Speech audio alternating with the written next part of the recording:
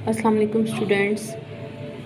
आज हमारा टॉपिक है स्टेट्स ऑफ इक्विलिब्रियम यानी इक्विलिब्रियम की हालतें। तो हमारे पास 3 हालतें होती हैं इक्विलिब्रियम यानी कि तवाज़ुन की, स्टेबल इक्विलिब्रियम, अनस्टेबल और न्यूट्रल। सबसे पहले बात करते हैं स्टेबल इक्विलिब्रियम की। तो बच्चों स्टेबल एक बॉडी को हम ये कहते हैं कि वो स्टेबल इक्विलिब्रियम में है अगर हम उसको थोड़ा सा हिलाएं और वो वापस अपनी असल जगह पर आ जाए। जैसे ये देखें, ये टेबल के ऊपर एक बुक पड़ी हुई है जिसका ये आपको सेंटर ऑफ ग्रेविटी दिया गया है। ये देखें कि कितना नीचे की तरफ है सेंटर ऑफ ग्रेविटी। अगर आप इसको थोड़ा सा टिल्ट करते हैं यानी कि ऊपर उठाते हैं तो इसका सेंटर ऑफ ग्रेविटी ज़मीन से थोड़ा ऊंचा चला गया। तो जब हम इसको छोड़ेंगे तो ये दोबारा अपना सेंटर ऑफ ग्रेविटी लो करना चाहेगा क्योंकि वो इसको स्टेबिलिटी देता है और ये वापस अपनी जगह पर वापस आ जाएगा। इसकी डेफिनेशन सबसे पहले आप कहेंगे, इसको लिखेंगे, a body said to be in stable equilibrium if after a slight tilt हल्का सा आप उसको उठाओ अगर चीज़ को, it return to its previous position यानी जिस कंडीशन में ये पहले था वहीं पे वापस आ जाए। आप इस डायग्राम से इसको मज़ीद अच्छी तरह समझ सकते हैं कि एक हमारे पास वुडन ब्लॉक है, तो ये इसका सेंटर ऑफ ग्रेविटी है और ये वर्टिकल लाइन है जो इसको बेस के साथ अटैच कर रही है। आपने इसको स्लाइटली टिल्ट किया, जब तक ये वर्टिकल लाइन बेस के अंदर रहेगी तब तक ये चीज़ दोबारा अपनी प्रीवियस कंडीशन पे आएगी यानी स्टेबिलिटी गेन करेगी। और जैसे ही आपने इसको इतना टिल्ट कर दिया, आपने इतना मूव करा दिया कि इसमें आप देखें कि इसकी जो वर्टिकल लाइन है जो कि जी को बेस से जोड़ रही थी वो बेस में से बाहर आ गई।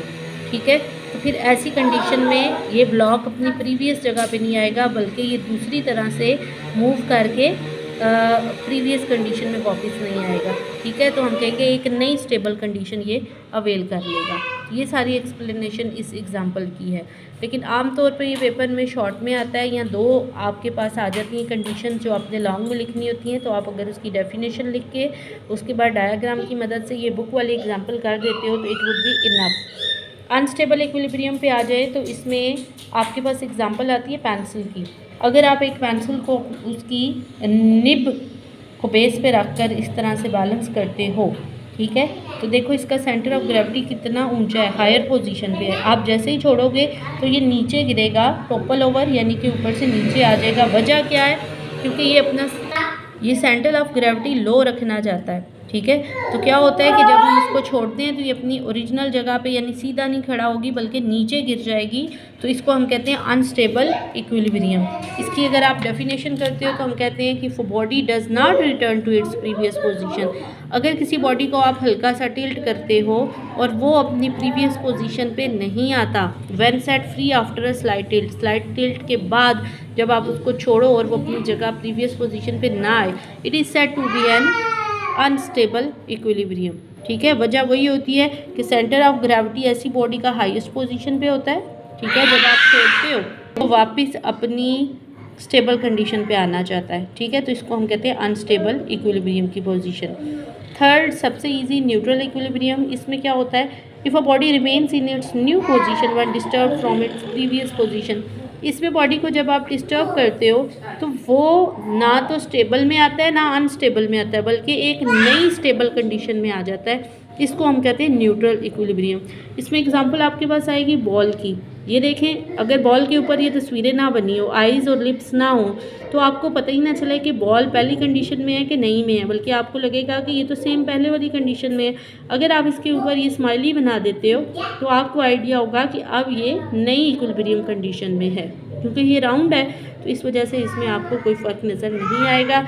इसमें आप बॉल की एग्जांपल दोगे।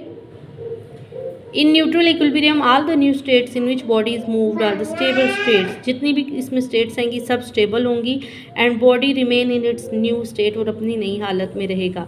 In neutral equilibrium centre of gravity और body remains at the same height. इसमें सेंटर ऑफ ग्रेविटी जिस भी पोजीशन में चला जाए उसकी हाइट एक जितनी रहेगी, ना लोअर होगी और ना ही हायर होगी।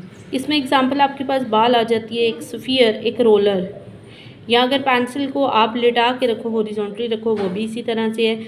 और अगर आप एक एग को हॉरिजॉन्टल पोजीशन में रखो तो तब भी ये इसकी एग्जांपल होगी।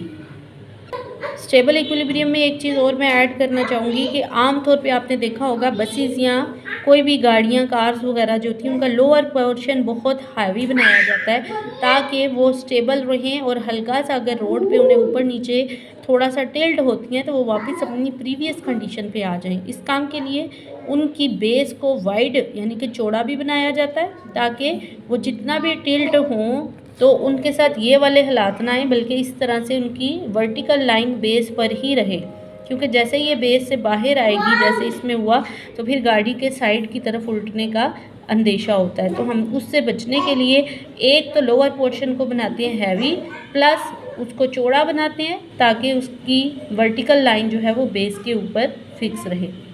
नेक्स्ट टॉपिक है stability and the position of centre of mass, यानी कि सेंटर ऑफ मास की पोजीशन का स्टेबिलिटी से क्या ताल्लुक है।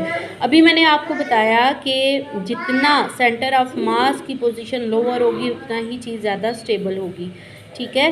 तो इसी तरह ये देखें ज़रा, as we have learned that the position of center of mass of object play important role in their stability. To make them stable, उन्हें stable बनाने के लिए their center of mass must be kept as low as possible. हम चीज़ों को stable बनाने के लिए उनका मास सेंटर ऑफ मास को जितना लो रख सकते हैं रखते हैं। It is due to the reason, इसी वजह से रेसिंग कार्स जो होती हैं उनकी लोअर साइड बहुत हैवी बनाई जाती है, हाइट कम रखी जाती है ताकि उनका सेंटर ऑफ मास ज़मीन की तरफ रहे, लोअर रहे और वो स्टेबल रहे। जितना भी रोड टेढ़ा मेढ़ा हो, जितना भी वो टेढ़ी मेढ़ी हो, लेकिन वो सीधी हो जाए। इसी तरह सर्कस आर्टिस्ट जो होता है वो जब किसी रस्सी के ऊपर चल रहा होता है तो आपने देखा होगा कि वो लॉन्ग पोल्स यानी कि स्टिक्स का यूज़ करते हैं। तो उसकी वजह क्या होती है कि जब वो ज़मीन पर स्टिक्स को लगाते हैं तो उसकी वजह से उनका सेंटर ऑफ मास जो है लोअर हो जाता है, ज़मीन की तरफ हो जाता है और इस तरह वो टॉपल ओवर यानी कि साइडों पे गिरने से बच जाते हैं। इसी तरह की कुछ और भी एग्जांपल हैं जिसके अंदर सेंटर ऑफ मास को लो रखकर हम उसको बैलेंस करते हैं। अब यहाँ पे ये देखिए, ये दो चीज़ें हैं, ये पैरट है तो पैरट का भी लोअर पोर्शन बहुत हैवी रखा जाता है तो इसकी वजह से कि आगे पीछे मूव तो करता है लेकिन गिरता नहीं है। और ये एग देखें, इसका भी नीचे वाला पोर्शन हमने रखा हुआ है हैवी, तो ये भी इस सरफेस के ऊपर ऐसे से मूव करेगा और कभी भी इसका सर नीचे नहीं लगेगा क्योंकि ये नीचे से हैवी है। इसका सेंटर ऑफ मास जो है वो नीचे है, ठीक है, यहाँ सेंटर में यहाँ पे होने की बजाय वो नीचे है क्योंकि वज़न ज़्यादातर नीचे की तरफ है। तो इस तरह से ये ट्रिक्स यूज़ करते हुए हम लोगों को बेवकूफ़ बनाते हैं कि ये देखें कि जो मर्ज़ी कर लो ये चीज़ नीचे नहीं गिरेगी और ये इक्विलिब्रियम जो होगा वो स्टेबल होगा। इसी तरह से एक सिविंग नीडल जो है उसको जब कॉर्क के ऊपर फिक्स किया जाता है तो हम कॉर्क को हैंगिंग फोक की मदद से बैलेंस करते हैं। ये देखिए ज़रा, यहाँ पे हमने क्या किया, एक कॉर्क के अंदर से सुई को गुजारा और उसके बाद ये फोक साइडों पे यूज़ किए। इनका मकसद क्या था कि सेंटर ऑफ मास जो है उसको लोअर किया जाए, ठीक है। तो इस तरह से the folks lower the centre of mass of the system और वो बैलेंस में रहता है। इसी तरह ये पैरट वाली एग्जांपल देखें, इट इज़ पर्च्ड पैरट जो है इसको हम हैवी बनाते हैं उसकी टेल की तरफ से।